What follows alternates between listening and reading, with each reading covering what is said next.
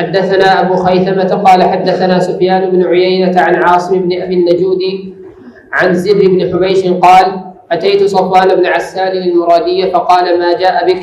قلت طلب العلم. فقال إن الملائكة تضع أجنحتها لطالب العلم رضا لما يطلب. بارک اللہ فیکم. یہ حدیث معروف ہے، سنن ابی داؤد کے اندر موجود ہے، اور بھی بہت سی کتابوں کے اندر یہ روایت موجود ہے. صحیح ابن خزیمہ کے اندر ہے، جامع ترمذی کے اندر ہے، صحیح ابن حبان کے اندر ہے، اور یہ حدیث صحیح ہے. ان پر کافی تفصیل ہے کتابوں میں اس حدیث کی صحت پر، اور امام ابن عبد البر رحمہ اللہ یہی فرماتے ہیں کہ حدیث صحیح حسن ثابت محفوظ مرفوع. اور اس کا معنی واضح ہے، یہ طالب علم کی اس میں بہت بڑی فضیلت ہے.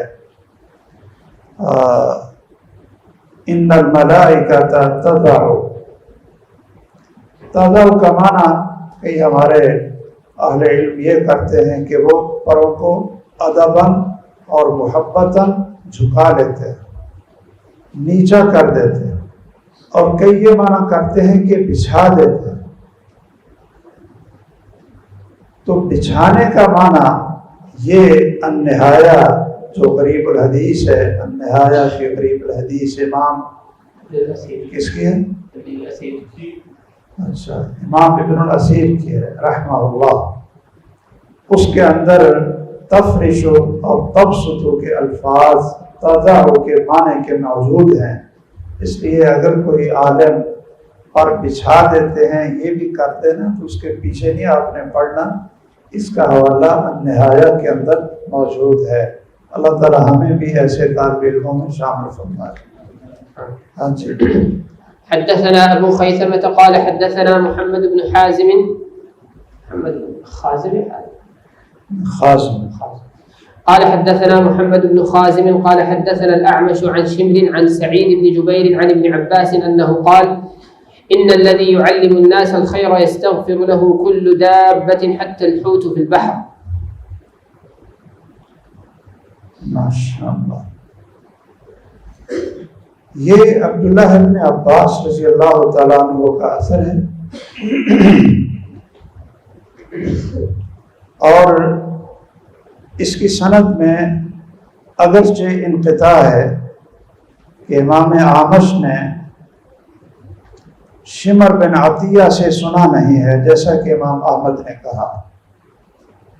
یہ انقطاع ہے، لیکن یہ اثر عبداللہ بن عباس سے حسن درجے کا موجود ہے. اس کی ایک اور سند بھی ہے، اس میں قیس بن ربیع وہ مطابقت کرتے ہیں یہ امام اعمش رحمہ اللہ کی. اس لیے اس کو حسن درجے کا مرتبہ دیا ہے اس کے معلق نے کہ یہ سند دوسری کے ساتھ مل کر حسن درجے کی ہے. اور اس کا معنی واضح ہے، یہ حدیث مرفوعاً برسول اللہ صلی اللہ علیہ وسلم سے ثابت ہے کہ جو لوگوں کا معلم الناس الخیر، یہ ایک ان اللہ و ملائکتہ و اہل السماوات والارض حتی النمل اور حتی الحیتان، حتی کے بعد آپ نے پڑھا ہے حتی الحوت. تو یہ آپ حضرات جانتے ہیں کہ جو حتی کے بعد اعراب ہوگا وہ مختلف صورتیں ہوتی ہیں.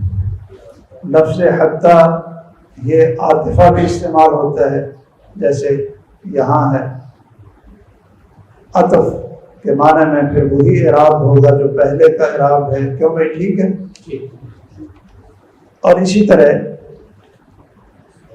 یہ بطور حرف جر بھی استعمال ہوتا ہے، حتی مطلع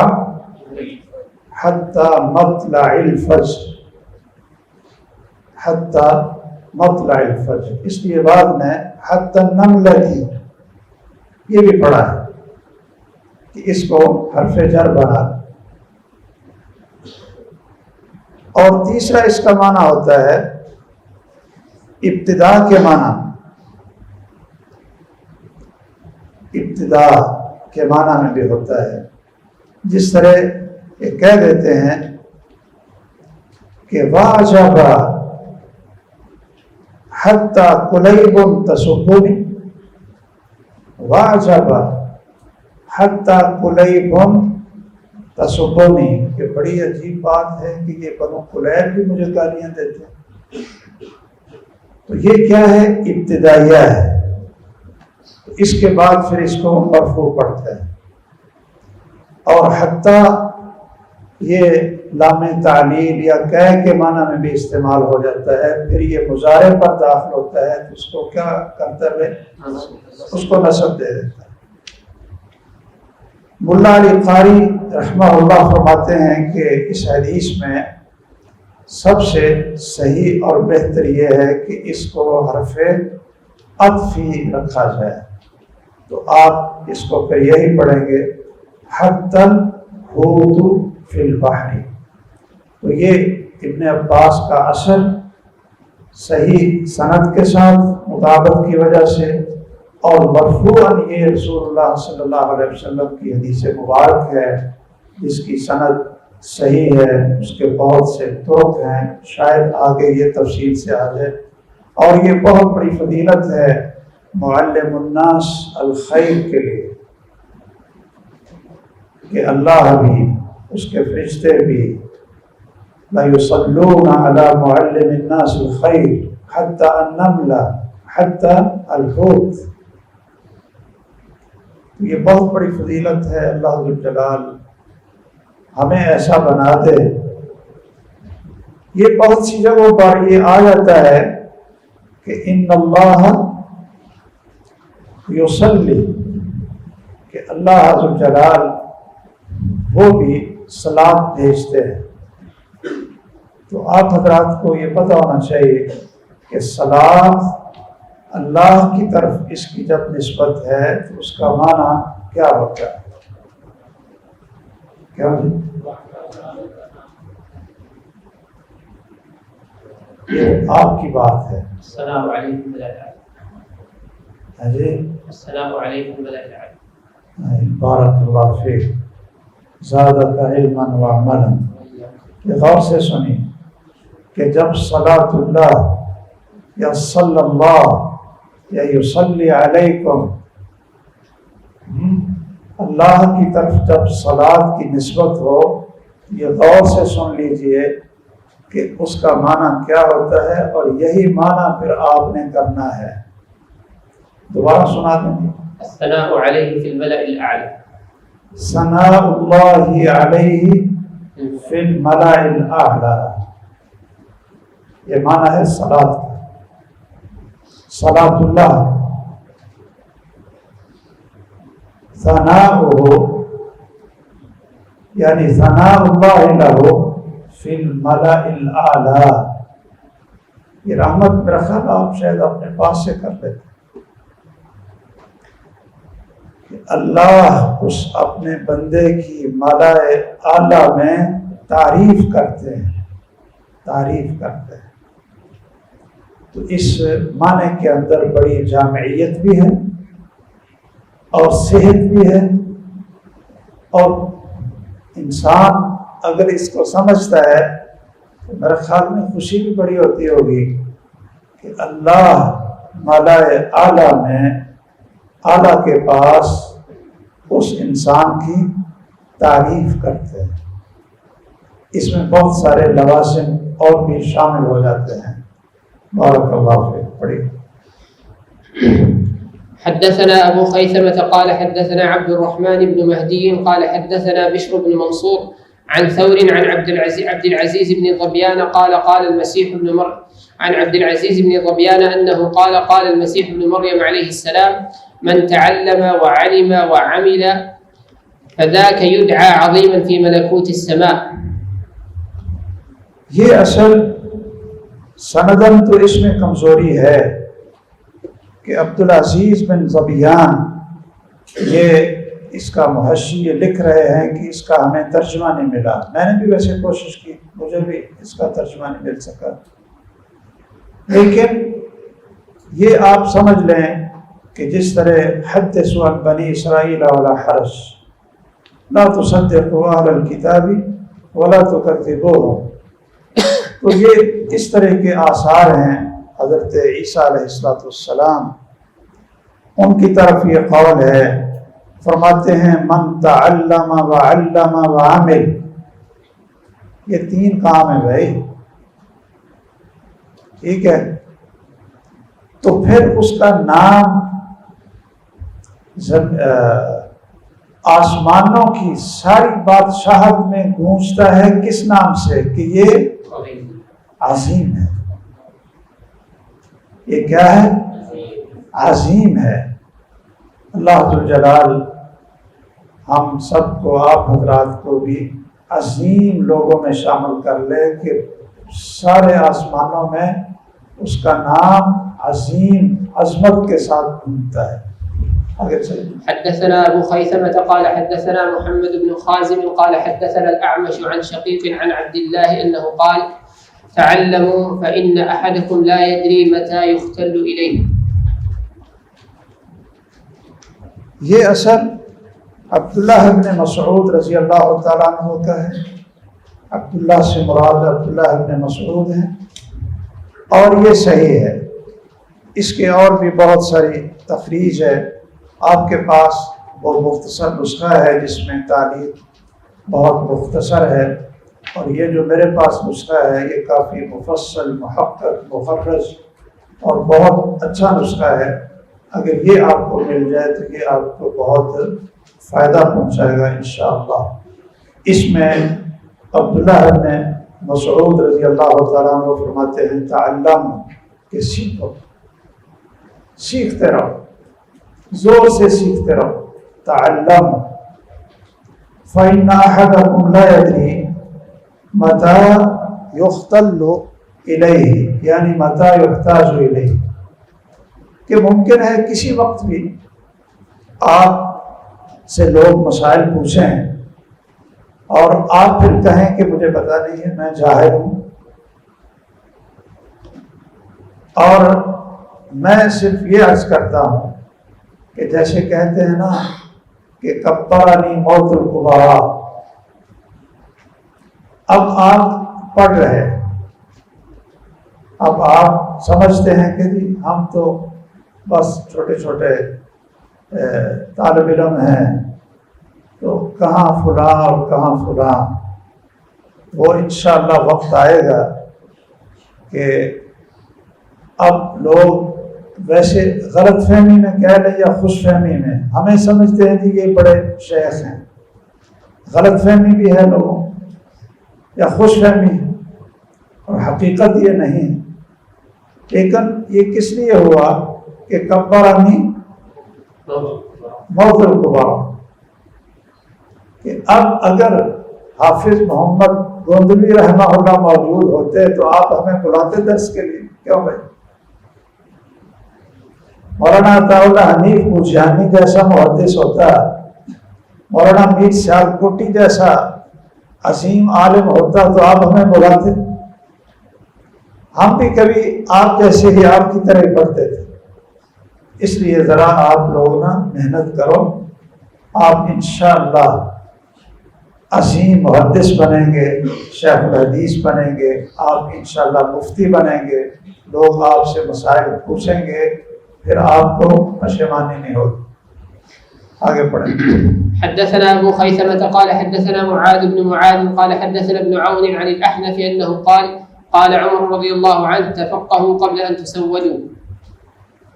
یہ جو اثر ہے عبداللہ ابن, یہ جو اثر ہے سیدنا عمر بن خطاب رضی اللہ تعالیٰ عنہ کا، یہ صحیح ہے، یہ صحیح ہے، اس کی سند صحیح ثابت ہے ان سے۔ اور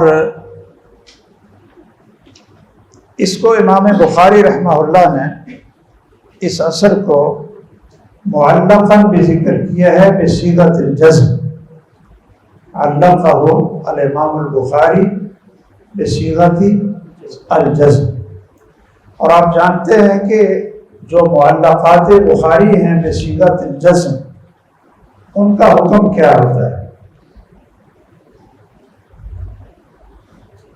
کسی ساتھی کو پتہ؟ صحیح۔ ہاں جی، امام ہے کہ ہاں صحیح ہوتا ہے۔ اچھا، یہ انہوں نے بھی کہا ہے کہ وہ صحیح ہوتا ہے۔ ہاں جی،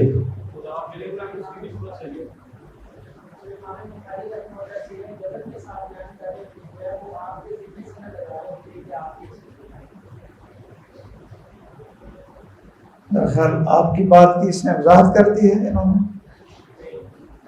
اچھا کوئی اور بات کر دی؟ یہ ان کی بات آپ نے سنی ہے؟ اچھا، یہ ان کی بات بڑی صحیح، اللہ تعالیٰ اس کو جائے خیر دے اور اس کے علم و عمل میں برکت فرمائے۔ کیا نام ہے آپ کا؟ ابرار، ان الابرار لفی نعیم وانت منہم انشاءاللہ۔ آپ نے کیا فرمایا؟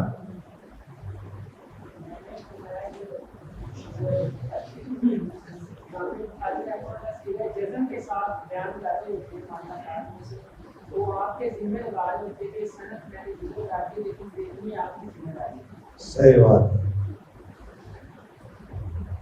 یہ انہوں نے یہ فرمایا ہے، یہ ان کی بات آپ ذرا غور سے، میں اس کی ترجمانی کر دیتا ہوں کہ جو معلق بصیغۃ الجزم ہوتا ہے وہ معلق ان ہو تک،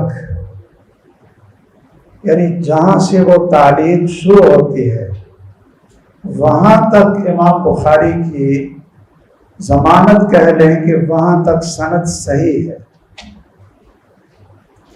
اور جہاں سے انہوں نے سند شروع کر دی ہو آگے معلق ان ہو، آپ نے کیا لفظ بولا تھا؟ مضاف الیہ، چلو یہ بھی ٹھیک ہے، معلق ان ہو کہہ لیں یا مضاف الیہ، کہ جہاں تک انہوں نے سند کو حذف کیا اور آگے سند شروع کی تو معلق ان ہو تک یا مضاف الیہ تک اس کی سند صحیح ہوتی ہے، لیکن آگے جب وہ سند ذکر کر دیں اس معلق کی، آدھی حذف کر دی آدھی مثلا ذکر کر دی، تو وہاں امام بخاری کی ذمہ داری نہیں ہوتی، وہ کہتے ہیں میں نے سند ذکر کر دی، اس کو خود دیکھ لو، یہ صحیح بھی ہو سکتی ہے اور ضعیف بھی ہو سکتی ہے، حسن بھی ہو سکتی ہے۔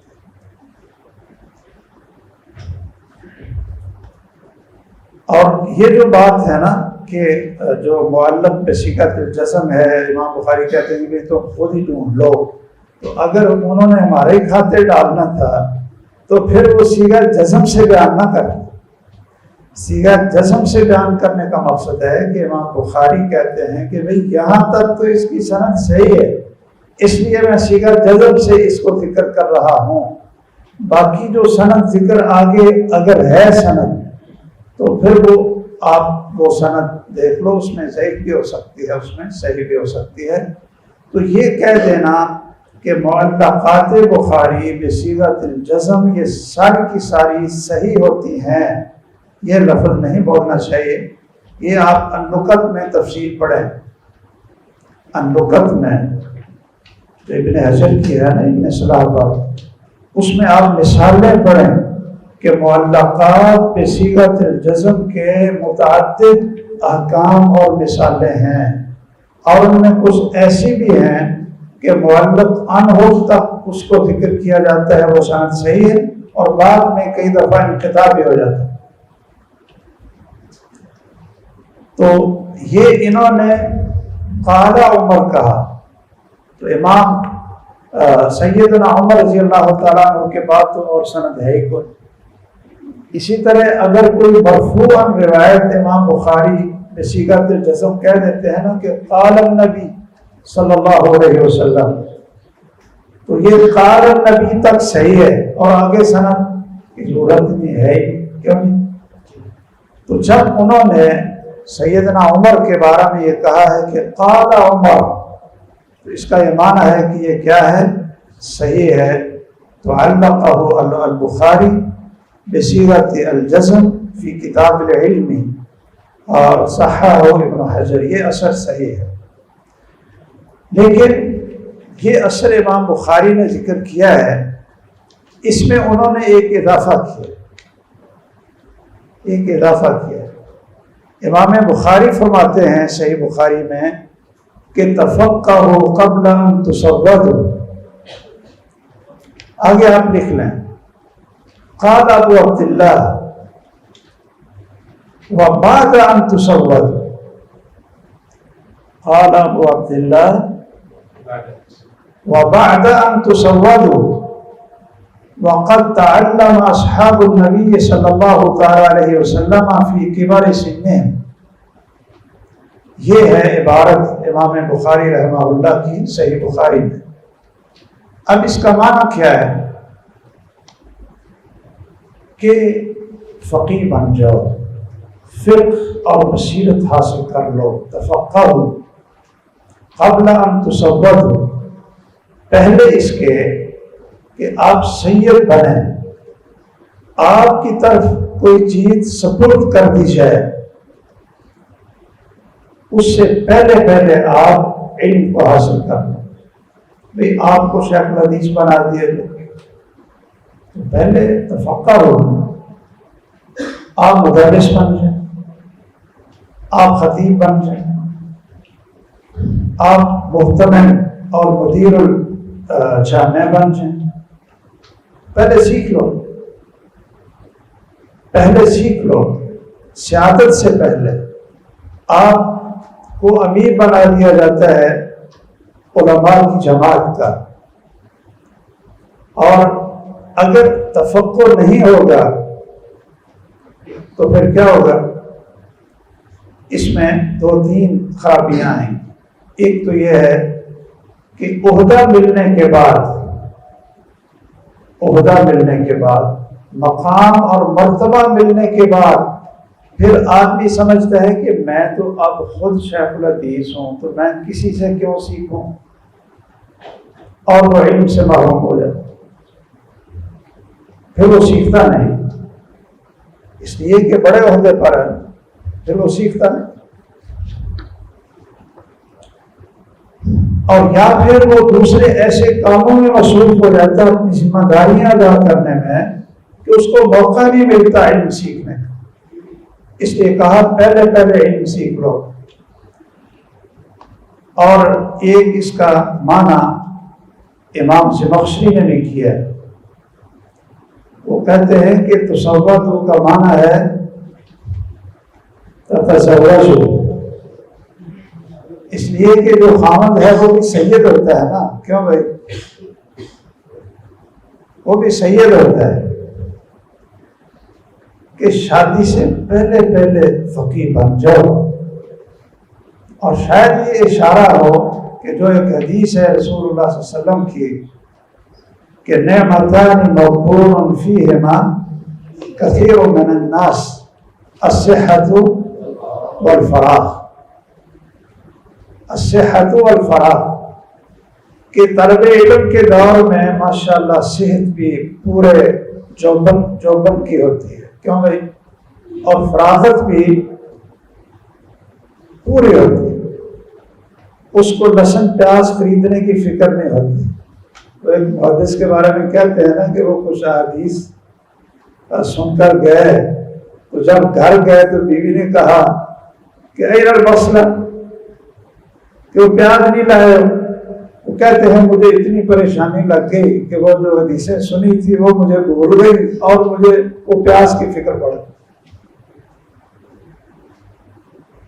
تو آپ کیا چاہتے ہیں کہ آپ اس وقت پڑھیں گے، اس وقت مطالعہ کریں گے، اس وقت آپ راتوں کو جاگ کر اور کتابیں پڑھ کر اور سارے علم حاصل کر کر کے رجال کا، احادیث کا سارا، آپ کہتے ہیں ابھی تو ہمارا کھیلنے کا وقت ہے نا جی، زندگی کیا ایک لفظ بولتے ہیں، انجوائے کریں جی، جوانی ہے تو بعد میں پڑھیں، ہاں بعد میں شادی ہو جائے گی، 3-4 اللہ تعالیٰ آپ کو بیٹے بیٹیاں دے دے گا، پھر اور کام شروع ہو جائے گا تو پھر آپ کہیں ہاں جی میں اب پڑھتا ہوں۔ تو یہ بڑا ویسے اچھا معنی انہوں نے کیا ہے بخشی نے کہ انہوں نے تتزوجوا کا معنی کر دیا، کیوں؟ تو مجھے امید ہے کہ آپ یہ انتظار نہیں کریں گے، یہ ایک شیطانی ہیلا ہوتا ہے، کئی ہمارے شاگرد ایسے بھی ہوتے ہیں وہ کہتے ہیں جی یہاں کیا پڑھنا ہے، سعودی عرب جائے کہ مدینہ یونیورسٹی میں داخلہ ہوگا تو پڑھیں، وہاں محنت کریں۔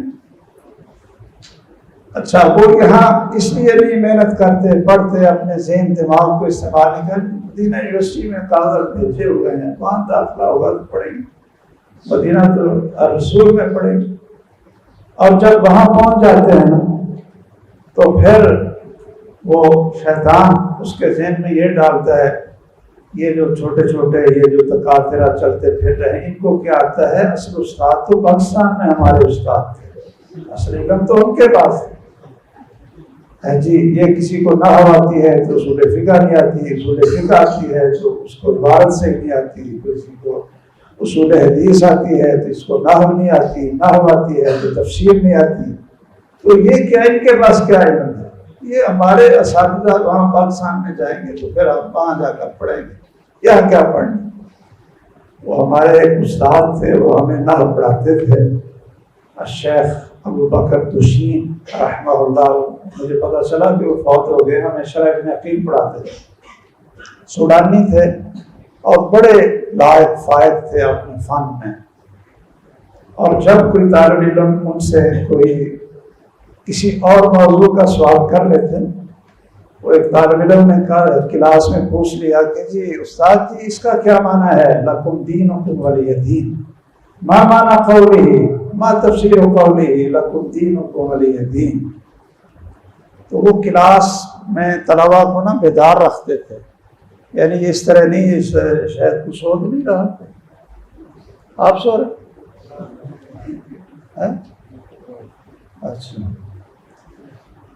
تو وہ چل پھر کر پڑھاتے تھے، وہاں جو کرسی میں ہوتی تھی کلاس میں، تو وہ اس نے سوال کیا تو وہ نا دوڑے دوڑے گئے اس کے پاس، تو کہتے اس کو کہتا ہے جی ما معنی قولہ تعالی لکم دینکم ولی دین، کہتے اس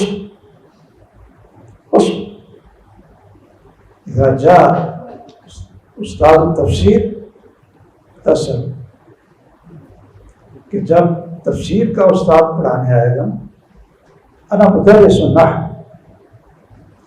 تو میرا خیال اسی لیے شاید آپ لوگوں کا وہاں جا کر یہ دین، نہ یہاں پڑھنا ہے نہ وہاں پڑھنا ہے، اور ماشاءاللہ پھر ایسے فارغ ہو جانا، تفقہوا قبل ان تصودوا وبعد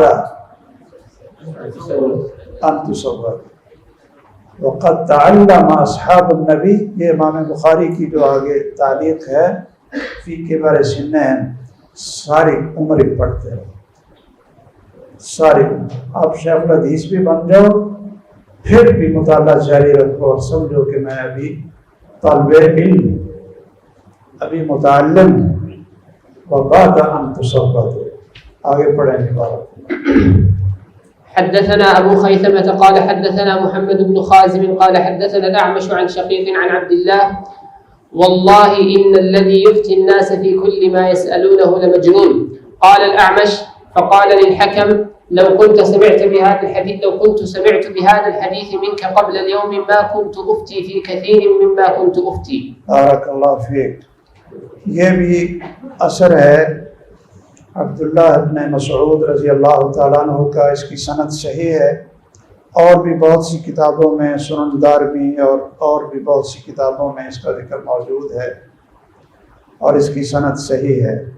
وہ فرماتے ہیں واللہ ان الذی یفتی الناس فی کل ما یسألون، جو ہر سوال کا جواب دے دے اور فتویٰ دے دے اور آگے سے بول پڑے تو لمجنون،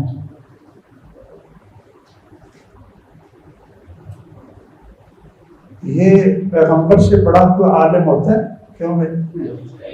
تو وہ بھی کہہ دیتا ہے کبھی لا ادری، کیا؟ اچھا، صحابہ کرام سے بڑے بڑے محدثین، امام مالک، امام احمد، فلاں فلاں صحابہ، وہ کبھی کہہ دیتے تھے لا ادری؟ یہ کوئی عیب تو نہیں کہہ دینا کہ لا ادری۔ تو اس دور میں میرا خیال ہے کافی پاگل ہیں ابن مسعود کے قول کے مطابق کہ وہ ہر سوال کی جواب دیں۔ ان سے کوئی ڈاکٹر سے متعلق پوچھ لو، اس کا بھی جواب دے دیتے ہیں، عقیدے کے بارے میں پوچھ لو، اس کا بھی جواب دے دیتے ہیں، کوئی فقہ کے بارے میں پوچھ لو، اس کا بھی جواب دے دیتے ہیں، نحو کے بارے میں پوچھ لو، اس کا بھی جواب دے دیتے ہیں، جو مسئلہ جواب دے۔ امید ہے کہ آپ اس طرح کے مفتی نہیں بنیں، کیوں جی؟ باقی تفصیل کی ضرورت نہیں، آپ علماء ہیں، تا کتاب بھی ختم کرنی ہے۔ اسی لیے حکم کہتے ہیں، امام عامش کہتے ہیں کہ مجھے حکم نے کہا لو كنت سمعت هذا الحديث منك قبل اليوم، کہ اگر آج مجھے آپ نے یہ حدیث یعنی عبداللہ بن مسعود کی بات یہ سنائی ہے، اگر اس سے پہلے سنائی ہوتی نا تو ما كنت افتي في كثير مما كنت افتي، تو میں بہت سارے جو فتوے دے چکا ہوں نا وہ میں نہ فتوے چھوڑتا، نہ فتوے دیتا۔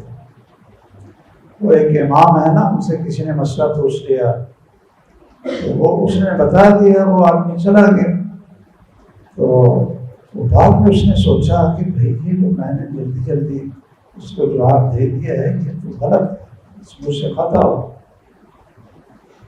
اب وہ اس آدمی کو ڈھونڈنے لگا،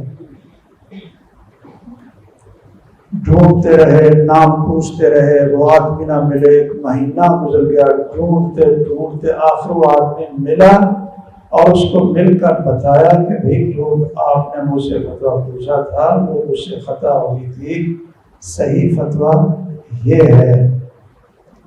اچھا، بعد میں جب کوئی ان سے فتویٰ پوچھتا تو کہتے ہو بھائی کسی اور سے پوچھ لو، میں اب ایک پورے مہینے کی مسافت اور مشقت برداشت کرنے کے قابل نہیں رہا، آپ کسی اور سے پوچھ لو۔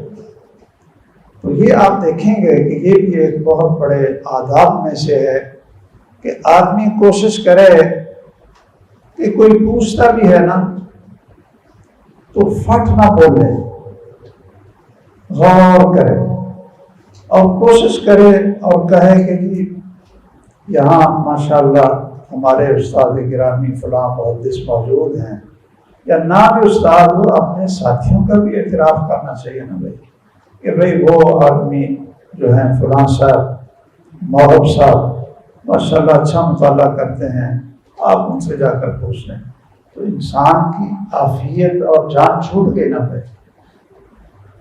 لیکن ہمیں یہ پریشانی رہتی ہے کہ اس نے کہنا ہے کہ بھائی پھر بڑا عالم تو وہ ہوا نا جی، تو پھر میں اور جو میں ہے یہ کتنی عظیم شے ہے یا کیا ہے یہ؟ کیوں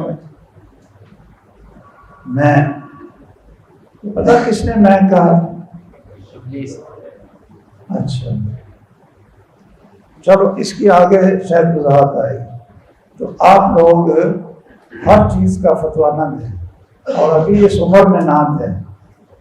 آپ کے بڑے بڑے مشائخ موجود ہیں، مفتی موجود ہیں، محدثین موجود ہیں، آپ اپنی جان چھڑایا کریں، آپ ان کی طرف آپ رجوع کر لیا کریں، یا خود پوچھ کر بتا دیا کریں کہ میں امام مالک کے بارے میں ہے نا کہ ان سے کسی آدمی نے کہا تھا کہ اس کا جواب انہوں نے کہا کہ دادی، انہوں نے کہا کہ آپ اتنے بڑے امام ہیں اور آپ کہتے ہیں لا اعلم، مجھے نہیں پتا ہے۔ اس نے کہا کہ ٹھیک ہے، جو بھی راستے میں آپ کو ملے نا اس کو بتاؤ جا کر کہ میں نے امام مالک سے پوچھا تھا اور انہوں نے کہا تھا مجھے نہیں پتا، سب لوگوں کو بتاؤ جا۔ بھائی یہ ایک بہت بڑی ذمہ داری ہے، تو انشاءاللہ امید ہے کہ مجانین میں شامل نہیں ہوں گے۔ چلیے، اور بہت اس وقت موجود ہیں مجانین۔ ہاں جی۔ حدثنا ابو خيثمة قال حدثنا محمد بن خازم قال حدثنا الاعمش عن رجاء الانصاري عن عبد الرحمن بن بشر الازرق انه قال دخل رجلان من ابواب كنة وابو مسعود الانصاري جالس في حلقة، فقال احدهما الا رجل ينظر بيننا؟ فقال رجل في الحلقة انا. قال فاخذ ابو مسعود كفا من حصى فرماه به وقال له انه كان يكره التسرع الى الحكم۔ یہ اثر ابو مسعود انصاری رضی اللہ تعالیٰ عنہ کا اس سند میں تو کمزوری ہے، یہ سند اس کی ضعیف ہے۔ اس میں رجاء الانصاری یہ مجہول ہے، لیکن اس طرح کے آثار جو یہ محدثین ہیں یہ نصیحت کے لیے ذکر کر دیتے ہیں، تو اس میں یہ ہے کہ دو آدمی، کندہ شہر کا نام ہے، اس کے دروازوں سے آئے اور ابو مسعود انصاری رضی اللہ تعالیٰ عنہ جالس فی حلقہ، وہ اس طرح درس میں اور حلقہ علم میں تشریف فرما تھے۔ ایک نے کہا الا رجل ينفذ بیننا، کوئی آدمی ایسا ہے کہ جو ہمارے درمیان فیصلہ کرتے، تنفیذ کرتے، ہمارا مسئلہ ہے وہ حل کر دے۔ فقال رجل من الحلقہ انا، فٹ ایک بول پڑا، کہتے ہیں جی میں آپ کا مسئلہ حل کر دیتا ہوں، پوچھو۔ یہ آپ کبھی جمعہ پڑھا کر بیٹھتے ہیں نا تو کئی لوگ آ جاتے ہیں پوچھنے کے لیے، اور کوئی آپ کے جو مقتدی ہیں وہ بیٹھے ہوتے ہیں، اور کئی لوگ آ جاتے ہیں بیچارے، وہ مسئلہ خطیب سے اور عالم سے پوچھتے ہیں، تو عالم کے جواب دینے سے پہلے ہی ماشاءاللہ ہمارے جو ارد گرد بیٹھے ہوتے ہیں وہ کیا کرتے ہیں، پہلے وہ پہلے ہی فتویٰ دے۔ یہ اس طرح کی ہوا نا، تو ایک نے کہا جی میں بتاؤ، میں قال فاخذ ابو مسعود کفا من حصى فرماه به، انہوں نے مٹی پکڑی، کنکریاں پکڑی اور اس پہ ماری، اور کیا کہا مر، بھائی چپ بھی ہو جو، جلدی جلدی انا کہتے ہو کہ جی لاؤ بتاؤ۔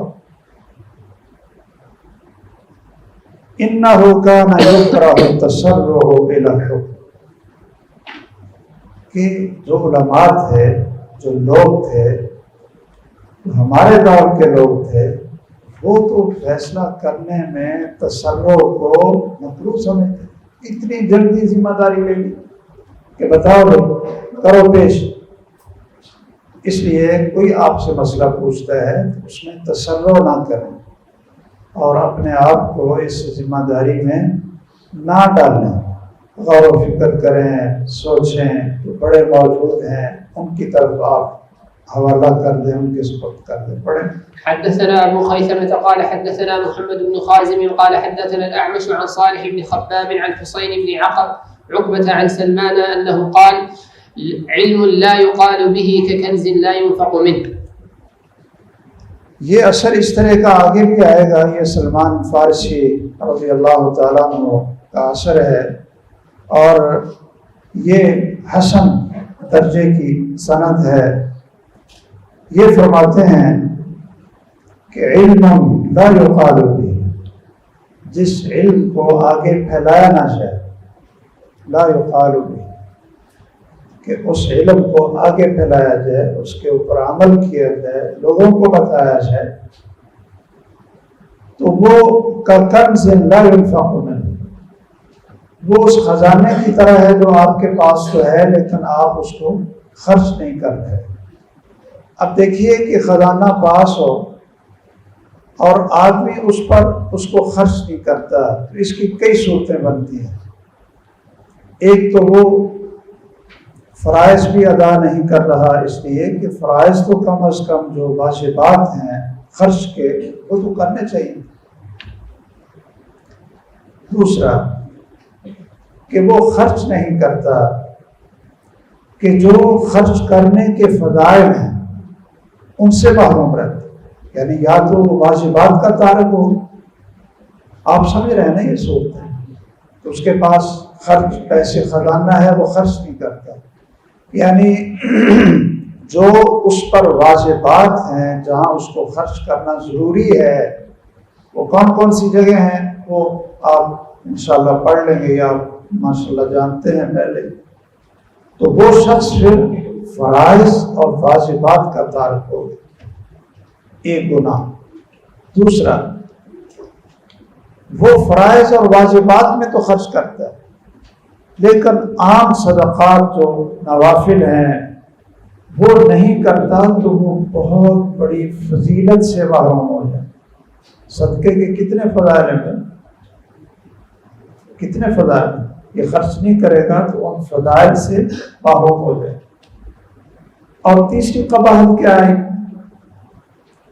تیسری قباحت یہ آئے گی کہ اس مال میں اضافہ اور برکت نہیں ہوگی، اس لیے کہ مال خرچ کرنے سے بڑھتا ہے، کم نہیں ہوتا، اور اس نے خزانے کو سنبھال کر رکھا ہوا ہے، یہ خرچ نہیں کر رہا، اب یہ بڑھے گا نہیں۔ بہت ساری روایات ہیں نا، انفق یا ابن آدم انفق علیک، اور آپ نے قسم اٹھا کر کہا ما نقصت صدقۃ من مال شیئا، اور پھر یہ خرچ نہیں کرتا تو اس کے لیے فرشتوں کی بد دعائیں ہیں، اور خرچ کرتا ہے تو فرشتوں کی دعا ہے۔ یہ آپ نے حدیث پڑھی ہے کہ جب سورج نکلتا ہے اذا طلع حاجب الشمس، تو دو فرشتوں کی ڈیوٹی اللہ لگا دیتے ہیں، ایک کہتا ہے اللہم اعط منفقا خلفا، اور دوسرا کیا کہتا ہے اللہم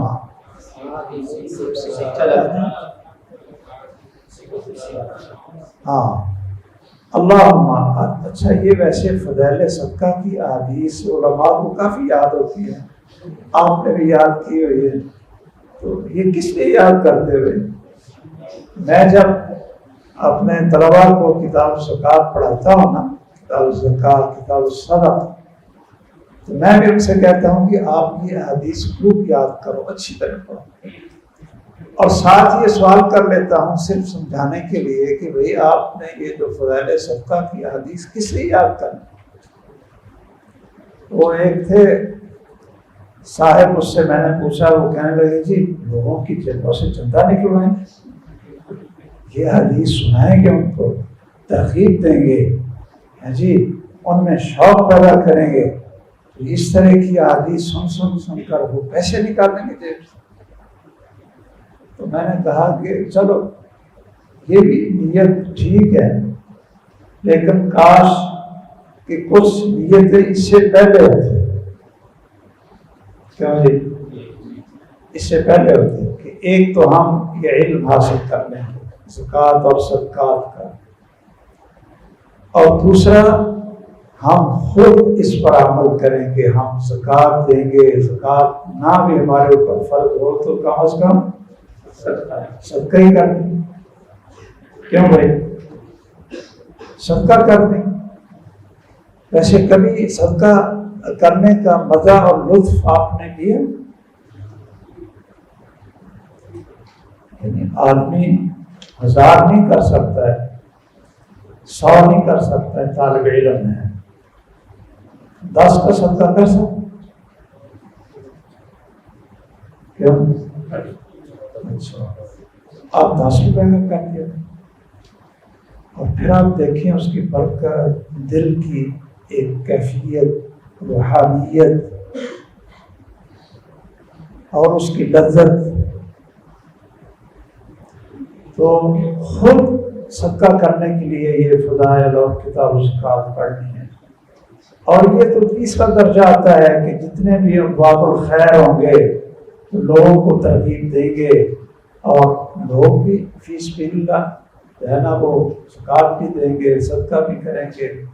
یہ تو تیسرے درجے پر جا کر آتی ہے جس کو ہم نے پہلے درجے پہ رکھا. چلیے اسی طرح جو علم ہے اس پر عمل، اس کو پھیلانا، اس کے بھی 3 درجات ہیں جو میں نے عرض کیا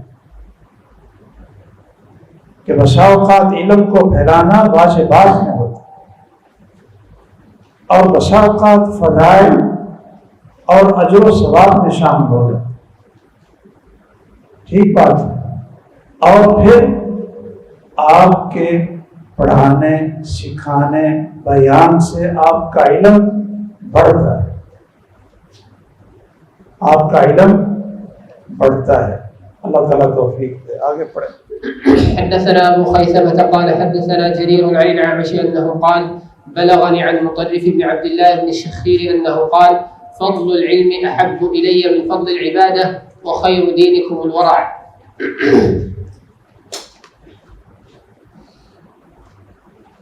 یہ اثر عبداللہ بن شخیر رحمہ اللہ سے ہے اور اس میں انقطاع ہے. آپ دیکھیے کہ امام اعمش رحمہ اللہ کیا کہتے ہیں؟ بلغنی. اس سند سے اس کے اندر انقطاع ہے، لیکن یہ اثر ایک اور سند سے مطرف سے صحیح ہے. مطرف سے یہ اثر ایک اور سند سے صحیح ثابت ہے اور اس کا معنی واضح ہے. انہوں نے فرمایا ہے فضل العلم احب الی من فضل العبادہ، کہ جو علم کا فضل یعنی نفل علم بھی، علم کے بھی درجات ہیں نا. طلب العلم فریضۃ بھی ہے. فاعلم انہ لا الہ الا اللہ، ایک علم واجب اور فرض ہے، ہر شخص کے اوپر ایک درجہ ہے اور ایک درجہ فضیلت کا ہے. اسی طرح عبادت ہے، عبادت کے کچھ درجات ہیں وہ کیا ہیں؟ فرض. اور کچھ عبادات ہیں وہ کیا ہیں؟ نوافل ہیں.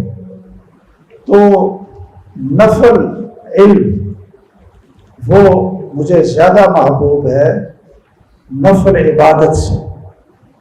نفل عبادت سے کہ آدمی ایک ساری رات تہجد پڑھتا ہے اور دوسرا وہ کچھ وقت تہجد کو دے دیتا ہے لیکن بہت سا وقت وہ مطالعے پر، تحقیق پر، طلب علم پر وہ لگا دیتا ہے. تو کون سا افضل ہے؟ فضل العابد، فضل العالم علی العابد. اللہ. وخیر دینکم الورع. ورع کا معنی کیا ہے؟ پرہیزگاری. پرہیزگاری، محارم اور بری چیزوں سے اپنے آپ کو دور رکھنا، بچاؤ اختیار کرنا. یعنی صرف فرائض پر عمل کریں تو یہی صرف دین نہیں ہے، بلکہ محارم کو ترک کرنا یہ بہترین دین ہے. اب آپ سمجھ گئے بھائی، ہمارے کئی احباب ایسے ہیں کہ وہ عبادات میں کافی آگے ہیں، نماز کی پابندی، کاروباری ہیں لیکن پہلی صف میں، تکبیر اولیٰ میں، عمرہ کرنا، حج کرنا، صدقہ کرنا، ان میں ماشاءاللہ سابقون ہیں. لیکن سود کھانے میں کاروبار کیا ہے؟ سودی ہے، بے پردگی ہے، یحلق اللحیہ، حلیق اللحیہ ہے. اب اس کو محرمات بھی چھوڑنے چاہیے تھے یا صرف عبادات ہی کرنی چاہیے تھی؟ تو واجبات اور اوامر کو اختیار کرنا اور محرمات اور مناہی اور کبائر ان کو چھوڑنا، خیر دینکم الورع، صرف عبادات کو اختیار کرنا ہی دین نہیں ہے. بہترین دین یہ ہے کہ آپ تقویٰ اور ورع اختیار کریں کہ محرمات سے، مشتبہات سے اپنے آپ کو بچائیں. کئی دفعہ ایسا ہوتا ہے کہ انسان نیکیاں تو بہت کرتا ہے اور پھر وہ محرمات کا ایسا ارتکاب کرتا ہے کہ وہ اس کی نیکیاں ضائع ہو جاتی ہیں. ان تحبط اعمالکم وانتم لا تشعرون، یہ بڑا خوبصورت جملہ ہے، اس کو آپ نے یاد رکھنا ہے. خیر دینکم الورع، یعنی التجنب عن المحارم والابتعاد عن المعاصی والکبائر. تو یہ اس وقت بہت کمزوری ہے ہمارے معاشرے میں، تو یہ آپ یاد کر کے خود بھی کوشش کریں اور آگے بھی سنائیں. ٹھیک ہے، چلے جائیں. حدثنا أبو خيثمة قال حدثنا جرير عن الأعمش عن سليم عن حذيفة أنه قال بحسب المرء من العلم أن يخشى الله عز وجل وبحسبه من الكذب أن يقول أستغفر الله وأتوب إليه ثم يعود. یہ اثر سیدنا حذیفہ رضی اللہ تعالیٰ عنہ سے ہے اور ان کے شاگرد ہیں سلیم. یہ سلیم اس کو بیان کر رہے ہیں اور اس کی سند میں کمزوری ہے کہ یہ جو سلیم العامری ہیں یہ مجہول ہے. ان سے عامش کے علاوہ کسی نے اور روایت نہیں کیا اور اس کی توثیق ثابت نہیں ہے، لیکن اس طرح کے آثار میں محدثین ان کو بیان کرنے کی گنجائش دے دیتے ہیں. تو سیدنا حذیفہ رضی اللہ تعالیٰ عنہ فرماتے ہیں بحسب المرء من العلم ان یخشى اللہ، کہ آدمی کو اتنا علم کافی ہے کہ اس میں اللہ کی خشیت پیدا ہو جائے. العلم خشیت اللہ انما یخشى اللہ من عبادہ العلماء. سلف نے جو علم کا معنی کیا ہے وہ کیا کیا ہے؟ العلم ہوا خشیت اللہ، یہ سلف نے معنی. ہم تو کرتے رہتے ہیں نا کہ بہت زیادہ اور علم کی تعریفیں بڑی کرتے ہیں، کہتے ہیں علم خشیت اللہ. آپ کو بڑی احادیث، بڑی کتابیں، بڑا کچھ یاد ہو، بڑے محقق العصر ہوں، لیکن اگر اللہ کا خوف اور تقویٰ اور خشیت نہیں ہے اس علم کا کوئی فائدہ نہیں. تو آپ کو راوی اور جرح اور تعدیل کے قواعد اور مباحث ماشاءاللہ بڑے تیز ہیں، لیکن اللہ کا خوف، تقویٰ اور ڈر، اس کی بندگی میں لذت، قرآن کی تلاوت میں حلاوت، اس میں نہیں لگے ہیں، اس علم کا کوئی فائدہ نہیں، وہ علم نہیں. وَبِحَسْبِهِ مِنَ الْكَذِبِ أَن يَقُولَ، اور کوئی جھوٹ نہ بولے، تو اس کے جھوٹا ہونے کے لیے اور اس کے جھوٹ بولنے کے لیے اتنا ہی کافی ہے کیا کہ وہ بیٹھے بیٹھے بڑی دفعہ کہتے استغفر اللہ واتوب الیہ، استغفر اللہ واتوب الیہ ثم یعود. اور وہ صرف دکھانے کے لیے مجلس میں کہ یہ جی ماشاءاللہ بڑے یہ صوفی صاحب ہیں اور بڑا نیک آدمی ہے، بڑا استغفار کرتا ہے، مجلس میں بیٹھے بھی نہ اس کے ہاتھ استغفر اللہ سے مجلس کو یہ خوبصورت بناتا رہتا ہے. استغفر اللہ واتوب الیہ. ویسے مجلس میں ذکر اچھی بات ہے، نیت کی بات ہے نا بھائی کہ اس کی اصل میں نیت خراب ہے کہ نہیں، انما الاعمال بالنیات. ویسے امام ابن حزم رحمہ اللہ فرماتے ہیں کہ آپ نے مجلس میں ذکر کرنا ہو اور اس کو پتہ بھی نہ چلے، یعنی ہونٹوں کی حرکت بھی نہ ہو، صرف زبان کی حرکت، ہونٹوں کی حرکت نہ ہو، صرف زبان کی حرکت، اگر آپ استغفر اللہ پڑھیں گے تو سین نکالنے کے لیے ہونٹ کو حرکت دینی پڑے گی نا، پھر آپ ایسا بھی پڑھیں گے نا تو یہ ہونٹ حرکت کریں.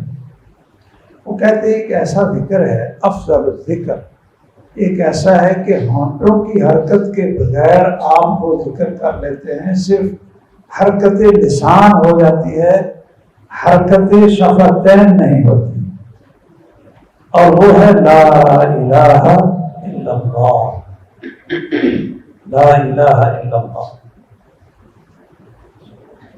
تو ٹھیک ہے، آپ پڑھا کریں استغفر اللہ واتوب الیہ، یا تو تذکیر کے لیے، ریاکاری نہ ہو، اپنا تقوی کا روب نہ ہو، اور نیت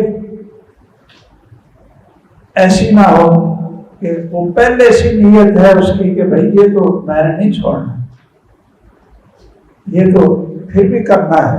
تو اس سے بڑا کذاب آدمی اور کوئی نہیں ہوگا. کوئی اور جھوٹ نہ بھی بولے تو صرف استغفر اللہ واتوب الیہ ثم یعود، اور اس کی نیت خواب. آگے پڑھیں. حدثنا ابو خیثمة قال حدثنا عبد الرحمن بن مهدي قال حدثنا سفيان عن الأعمش عن عبد الله بن مرة عن مسروق أنه قال بحسب الرجل من العلم أن يخشى الله عز وجل وبحسب الرجل من الجهل أن يعجب بعلمه. یہ امام مسروق رحمہ اللہ، یہ ان کا قول ہے اور اس کی سند صحیح ہے، اس کی سند صحیح ہے. وہ فرماتے ہیں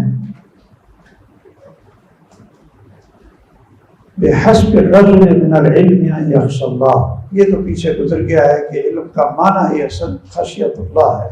انما یخشى اللہ من عباده العلماء، اور ایسے علم سے آپ نے پناہ مانگی ہے واعوذ بک من علم لا یخشى. اور یہ دوسرا قول بھی بہت خوبصورت ہے وبحسب الرجل من الجهل ان يعجب بعلمه،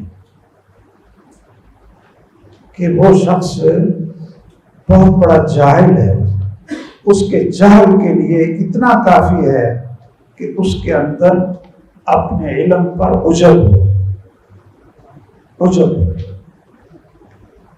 کیا ہوتا ہے؟ خود پسندی، آنا،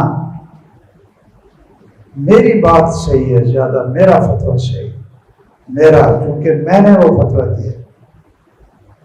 ترفع، دوسروں کی تحقیر، دوسروں کو نیچے سمجھنا، اپنے علم کی برتری، اپنے علم کی برتری اور خود پسندی، میاں مٹھو. اور یہ بیماری بہت سی عام بیماری. آپ نے اگر اس بیماری کا آنکھوں سے دیکھنی ہے، ویسے تو میرا خیال ہے کہ دیکھنے کی ضرورت نہیں ہے، ہر جگہ پر آپ کو نظر خود بخود ہی آ جاتی ہے. کیوں جی؟ تو مجموعات میں مفتی حضرات کی گفتگو اور ان کے کلمات ایک دوسرے پر تبصرے، اس میں انا و عندی و لی، یہ تینوں الفاظ موجود ہوتے ہیں جن الفاظ نے ان لوگوں کو تباہ کیا. یہ تین الفاظ ہیں. امام ابن قیم رحمہ اللہ فرماتے ہیں کہ ان سے بچو، ان سے بچ کر رہا کرو. ایک لفظ ہے انا، فرماتے ہیں کہ انا چھوڑ دو. اس نے کس کو تباہ کیا تھا؟ کس کو ملعون بنا؟ ابلیس کو. اور دوسرا لفظ ہے عندی، اس نے کس کو زمین میں دھنسایا جو قیامت تک دھنستا چلا جائے؟ قارون. انما اوتیتہ علی علم عندی. اس نے کہا کہ یہ سارے خزانے ہیں، یہ تو میری صلاحیت ہے، میرا علم ہے. عندی، یہ اتنے بھائی جتنا بڑا میرا مرتبہ ہے کسی کا ہے ہی نہیں تو میرا فتویٰ قبول کرو، مجھے بناؤ نا صدر شیوخ، صدر مجلس، مجھے بناؤ، عندي بڑا علم ہے میرے پاس، یہ تو ادھر ہی پڑھتے رہے ہیں یہاں کے علماء، اور میں تو مدینہ یونیورسٹی سے پڑھ کر آیا، یہ اس میں عجب کی بیماری آ گئی، میں تو پی ایچ ڈی ڈاکٹر ہوں اور یہ مولوی بیچارے پرائمری کے پاس، کیوں بھائی؟ اور یہ عجب عصبیت کی وجہ سے آتا ہے، عصبیت کی وجہ سے، کئی دفعہ تنظیمی عصبیت ہے، اصل دل کے اندر مرض اور بیماری اور ہے، قومی عصبیت ہے، قومی عصبیت ہے، عرب اور عجم کی عصبیت ہے۔ میں مارچ میں مجھے برطانیہ جانے کا موقع ملا تو مغرب کے وقت ایک مسجد میں، لندن میں ایک مسجد میں درس تھا، تو اب میں جب بیٹھ ہی گیا نا درس دینے کے لیے، یعنی آپ دیکھیے کہ عصبیت کہاں سے آتی ہے، اور عصبیت آپ جانتے ہیں کہ یہ کتنی بڑی بیماری ہے، عصبیت جاہلیت، اور اس سے بڑی بیماریاں آگے پیدا ہوتی ہیں۔ تو وہاں وہ مجھے سارے جو انتظامیہ تھی وہ مجھے کہنے لگے کہ اردو میں درس دینا، ہم انگلش میں ترجمہ کریں۔ تو کوئی مجھے کہیں کہ عرب لوگ بھی ہیں وہاں بہت، تو کہیں گے آپ عربی میں درس دیں۔ میں نے کہا اچھا عربی میں درس دیں۔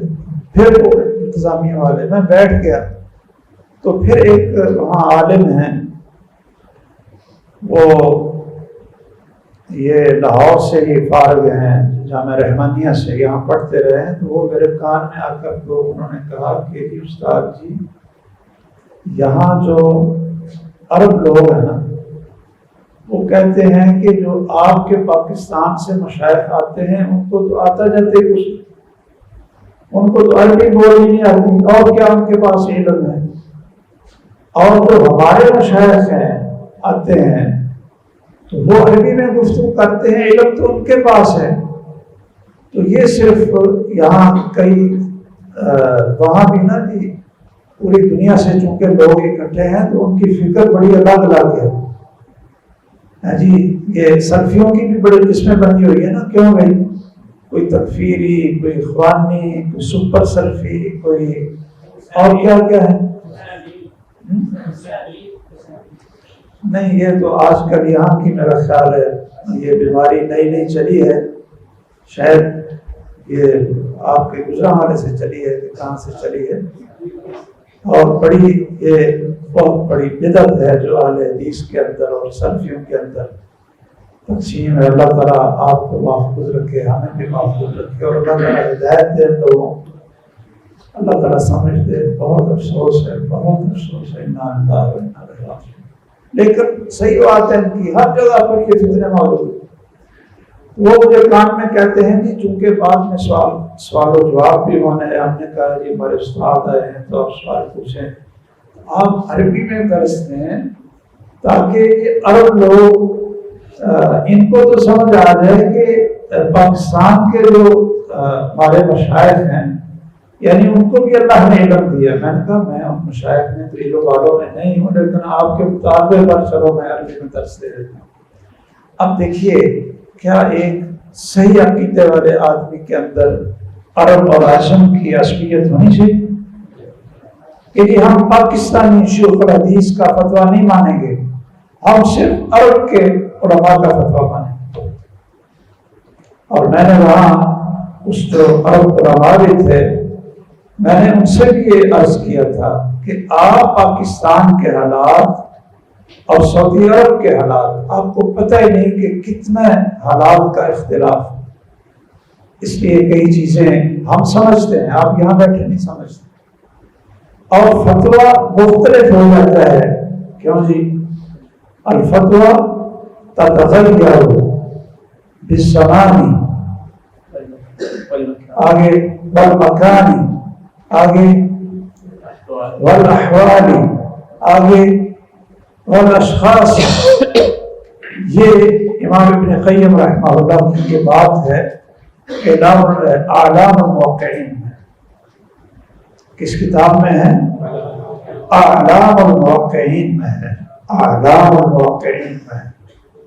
तो इसलिए वहाँ के हालात जो बादशाहत की वजह से और एक इक़्तिदार और माशाअल्लाह तौहीद की हुकूमत है वहाँ, और यहाँ के हालात और हैं, सियासी हालात हैं, तो कई जो फतवे हैं वो मुख्तलिफ हो सकते हैं। मैंने ये ज़हर इतना देखा, कहते हैं कि बर्रे सगीर के जितने उलमा मियां नज़ीर हुसैन से लेकर रहमहुल्लाह आज के दौर तक वहाँ ये अहले हदीस तो ठीक होंगे लेकिन सलफी नहीं,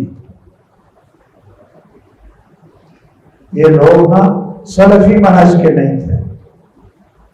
तो मैंने फिर एक वहाँ मजलिस थी, तो उसमें मैंने उनको बताया कि आपको पता नहीं है कि बर्रे सगीर के उलमा किन हालात से गुजरे हैं और उनकी यहाँ तक पहुँचने में कितनी कुर्बानियाँ हैं, कितनी मेहनतें हैं और कितनी उनकी अजमतें हैं, लेकिन उन लोगों को चूँकि पता नहीं है और वो इसी असबियत में रहते हैं कि वो फलां अरब है, फलां अजम है। तो बहरहाल उजब असबियत ये बहुत बड़ी बीमारी है, इससे हमें बहुत दूर रहना चाहिए। आना एंदी और तीसरा शायद लफ्ज रह गया था, वो है ली। इस लफ्ज ने किसको तबाह किया? फिरौन। उसने कहा था वली मुल्क मिस्र, कि ये मूसा अलैहिस्सलाम के पास क्या है जी, बादशाह तो मेरे पास है। ली, तो इस ली ने ये सारे अल्फाज उजब की शाखें हैं, उजब की खुदपसंदी की शाखें हैं। इसलिए दूसरे के इल्म का एतराफ़ करो, मसाइल में इख्तिलाफ भी हो जाता है, दूसरे को भी हक दो और अपना ही जोर ना लगाओ कि नहीं जी जो मैंने कह दिया है बस यही है, बाकी तो सारे के सारे ऐसे ही हैं। नहीं, एतराफ़ करना चाहिए, दूसरे का एहतराम करना चाहिए और आवाम के सामने, लोगों के सामने दूसरे आलिम और मुफ्ती की तहकीर के अल्फाज इस्तेमाल करना, ये एक फसाद का बहुत बड़ा दरवाजा खुलता है। शायद नमाज का वक्त है, इंशाअल्लाह बाकी नमाज के बाद जारी रखते हैं। बारह से माफी सुब्हानक अल्लाहुम्मा व बिहम्दिका अशहदु अन ला इलाहा इल्ला अंता अस्तगफिरुका व अतूबु इलैक।